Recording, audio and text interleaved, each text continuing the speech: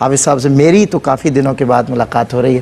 بہت خوبصورت کلام کرتے ہیں حضرت. اللہ تعالیٰ کی جو صفات ہیں اس پر تو حضرت نے وضاحت بھی فرما دی اور اس حوالے سے بھی لوگ کہہ دیتے ہیں کہ جی اس میں دیکھیں یہ صفت پائی جاتی ہے. حضرت نے اس کو کلیئر بھی فرمایا. اچھا، صفاتی نام اللہ کے ہمیں نظر آتے ہیں بندوں کے. اللہ بھی رحمان ہے، بندہ بھی عبد الرحمن ہوتا ہے. رحمان بھی پیار سے کہا جاتا ہے اس سے. اللہ کے کئی صفاتی نام بندوں کے. تو کیا یہ ٹھیک ہے ایسا یہ جوڑ گھٹ جوڑ جو ہے؟ بسم اللہ الرحمن الرحیم. صفات باری تعالیٰ پہ ہم بات کر رہے ہیں عقائد کے اعتبار سے. مفتی صاحب نے جو اپنے کلام میں آخر میں بات کی وہیں سے میں بات کو آگے جوڑتا ہوں. یہ بڑی پیاری بات کی کہ دیکھیں صفتیں حقیقت میں اللہ ہی کی بے شک.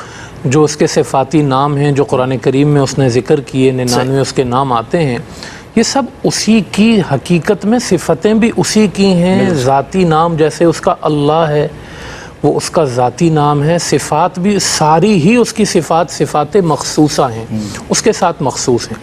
ہاں البتہ اس نے قرآن کریم میں کچھ صفتیں ایسی ہیں جو اس نے اپنے بندوں کے نام بھی رکھے ہیں یا اپنے بندوں کے ساتھ بھی اس کو جوڑ دیا. بالکل یہ اس کا کرم ہے یا یہ اس نے خود ایسا کیا ہے، تو ہمیں پھر ان چیزوں میں اجازت مل جاتی ہے کہ ہم وہ نام بندوں کے لیے استعمال کر لیتے. مگر جیسے اگر وہ سمیع ہے اور بندے کو سمیع کہا جیسے آپ نے تو اس کا مطلب یہ نہیں ہے کہ بندہ بھی اس میں مشترک ہو گیا. مشترک نہیں ہے بندہ، نہیں ہو سکتا. بالکل وہ حادث ہے اور اس کی جو صفت ہے وہ باقی ہے.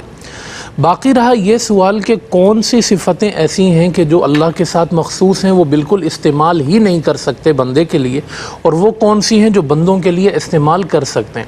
تو اس میں علماء نے یہ وضاحت کی کہ وہ صفتیں جن کا معنی اللہ ہی کے ساتھ مخصوص ہے.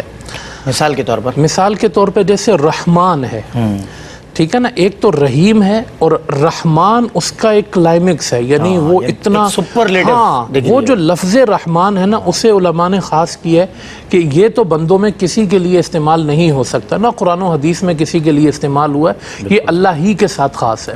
اسی طرح قدوس کی جو صفت ہے وہ اللہ کے ساتھ خاص کی گئی ہے. اسی طرح خالق کی جو صفت ہے وہ اللہ کے ساتھ خاص کی گئی ہے. اسی طرح رزاق کی جو صفت ہے وہ اللہ کے ساتھ خاص کی گئی ہے. اسی طرح جو باری کی صفت ہے وہ اللہ کے ساتھ خاص کی گئی ہے. تو اگر کسی کا نام ہم جیسے رکھتے ہیں ان ناموں میں سے تو عبد کا استعمال ضرور کریں. عبد الخالق، عبد القدوس، عبد الرحمن، عبد الباری، یہ لازمی بھی ہے. یہ لازمی ہے، بالکل صحیح. یہ اللہ کے ہمارے یہاں ایسی کہہ دیا تھا رحمان ادھر آؤ ذرا. ہاں یہ غلط ہے، عبد الرحمن. اچھا میں قبلہ آپ کی بات چاہتا ہوں انٹرپٹ نہ ہو مزید، اور تفصیل سے اس جواب کو ہم سنیں انشاءاللہ. اس بریک کے بعد ہوتی ہے آپ سے ملاقات. بڑا اہم ترین سوال بھی ہے اور اہم ترین نکات کی طرف حضرت اشارہ بھی فرما رہے ہیں، آپ کہیں مت جائیے. جی خوش آمدید ناظرین، خیر مقدم ہے ایک مرتبہ پھر آپ کا. عقائد اسلامیہ اور صفات باری تعالیٰ آج ہمارا موضوع ہے، اور اللہ رب العزت سے جڑ جانے کی خاطر ان موضوعات کا انتخاب کیا جاتا ہے، کیونکہ ہم رب سے دور ہیں اور دیگر تمام لوازمات کے قری ہیں، اور کہیں بھی ہمیں کسی بھی سلسلے سے رب تک کا پتہ نہیں مل رہا، رب تک پہنچ نہیں پا رہے. تو ہمیں رب تک پہنچنا ہے. علماء کرام کی ہم الحمدللہ سرپرستی میں ان سے اصلاح لے رہے ہیں، یہ ٹریک کلیئر کر رہے ہیں. جو راستہ ہم نے جس میں بہت ساری باڑیں لگا دی ہیں، ہم خود کھڑے ہوئے ہیں درمیان میں، ہم اپنے آپ کو ہٹاتے ہی نہیں ہیں کہ ہم رب تک پہنچیں. تو بہرحال اس حوالے سے بات ہو رہی تھی. بڑا میں نے حضرت سے سینسٹیو کوسچن کیا کہ اللہ رب العزت کی صفات ہیں اور صفاتی نام ہیں، وہ صفاتی نام بندوں کے آپ ارشاد فرما رہے تھے. جی میں عرض کر رہا تھا کہ وہ صفتیں کہ جس کے معنی اللہ کے ساتھ خاص ہیں، علماء نے ان کو گنایا بھی، بتایا بھی، جیسے میں نے ذکر کیا. قدوس، تو وہ بندے اگر نام رکھیں تو عبد کے ساتھ رکھیں، اس کے بغیر جائز نہیں. ٹھیک ہے. کچھ نام اللہ کے ایسے ہیں جو خود قرآن و حدیث میں اللہ اور اس کے رسول نے بندوں کے لیے استعمال کیے ہیں. بالکل ٹھیک. جیسے وبالمؤمنین رؤوف الرحیم، رؤوف الرحیم حضور علیہ السلام کے لیے استعمال ہوا. رؤوف بھی ہیں، رحیم بھی ہیں. حضرت شعیب علیہ السلام کی قوم نے ان سے کہا انک لانت الحلیم الرشید، آپ حلیم اور رشید ہیں. حلیم اور رشید اللہ کی صفتیں. اسی طرح حضرت یوسف علیہ السلام نے کہا انی حفیظ علیم، میں حفیظ ہوں، علیم ہوں.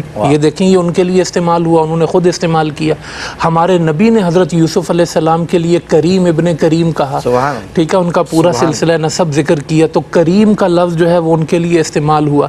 علی اللہ کا نام ہے، حضرت علی رضی اللہ تعالیٰ عنہ کا بھی وہ نام ہے، علی ہی ہے وہ، ٹھیک ہے نا. تو یہ اس طرح کے جتنے بھی نام ہیں اور یہ خود قرآن و حدیث میں استعمال ہو گئے ہیں، تو یہ بندوں کے لیے استعمال ہو سکتے ہیں ہیں نام اگر رکھیں اور اب کے اب کے بغیر بغیر اگر استعمال کریں ٹھیک۔ تو پھر جو ہے وہ اس میں گناہ نہیں ہوگا۔ صحیح۔ اور آخری بات مختصر سی یہ کہ اللہ کو جو پکارا جائے نا، اس نے قرآن میں کہا ہے وَلِلَّهِ الْأَسْمَاءُ الْحُسْنَى فَادْعُوا بِهَا، جو اللہ کے نام ہے نا انہی سے پکارو۔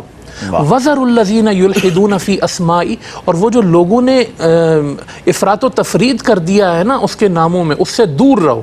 تو اس لیے علماء نے کہا کہ اللہ نے جو خود اپنا نام ذکر نہیں کیا نا، بھلے اس کا معنی ٹھیک ہو لیکن وہ پکارنے میں احتیاط کرو۔ جیسے وہ قرآن میں کہتا ہے یعلمکم، وہ سکھاتا ہے، لیکن اس نے قرآن و حدیث میں کہیں اپنے آپ کو معلم نہیں کہا، تو کہا معلم کا معنی تو ٹھیک ہے مگر یہ اللہ کا نام آپ نہ پکاریں، کیونکہ اس نے خود اپنا نام نہیں رکھا، نہیں پکارا، کہیں ذکر نہیں کیا۔ تو اس لیے جو صفاتی نام ہے انہی کے ساتھ اللہ پاک کو پکارا جائے۔ سبحان اللہ، یہ احتیاط اس میں اور بھی زبردست۔ اور قرآن میں رب بھی کہا اس نے، رب ہے، اللہ کہا ہے، اور اپنے صفاتی نام رحمان، رحیم، قدوس، جبار، قہار، کئی نام۔ لیکن ہم کہتے ہیں کہ اور جو ہے وہ جب لفظ قہار آتا ہے تو ہمارے ظاہر ہے طبیعت پر لرزہ طاری ہونا چاہیے، وہ خوف کہ اللہ ہمیں وہ خوف نصیب فرمائے جس کے لیے اس نے جنتان کا مجدہ سنایا ہے۔ وہ جو خوف سے اللہ کے کانپتے ہیں، ان کو جن کو 2 جنتوں کا اللہ نے مجدہ عنایت فرمایا، اللہ ہمیں ایسا ایمان عطا فرمائے اور ایسا اپنا خوف عطا فرمائے۔